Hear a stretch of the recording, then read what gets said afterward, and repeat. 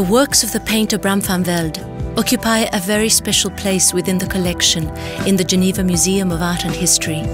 His time spent in the Geneva region from 1959 to 1977 justifies the presence of a substantial body of his work in the museum, making this one of the largest collections devoted to the artist.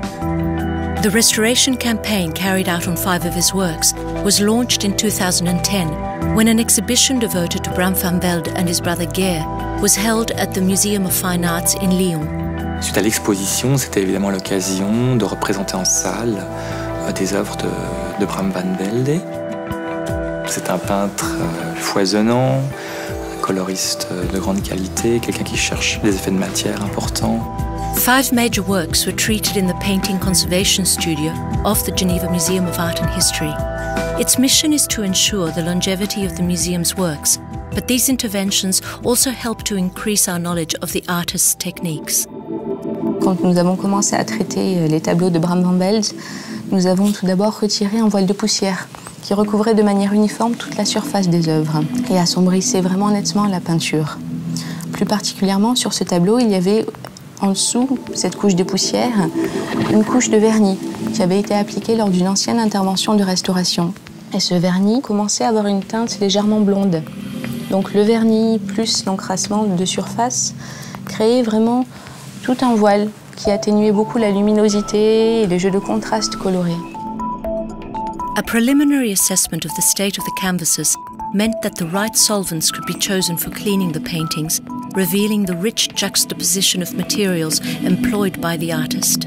Nous avons pu nous rendre compte de la qualité, de l'aspect de surface de la peinture elle-même, qui, quand elle est appliquée plus en épaisseur, a cet aspect satiné, légèrement brillant de la peinture à l'huile, alors que quand elle est appliquée plus fluide, notamment près des bords ou entre certains éléments, elle a été absorbée par la toile et ça donne un aspect beaucoup plus mat.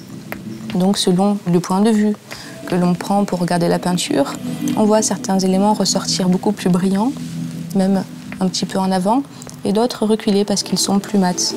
It seems that Bram van Velde never varnished his artworks completely, which left him free to accentuate certain areas of the painting.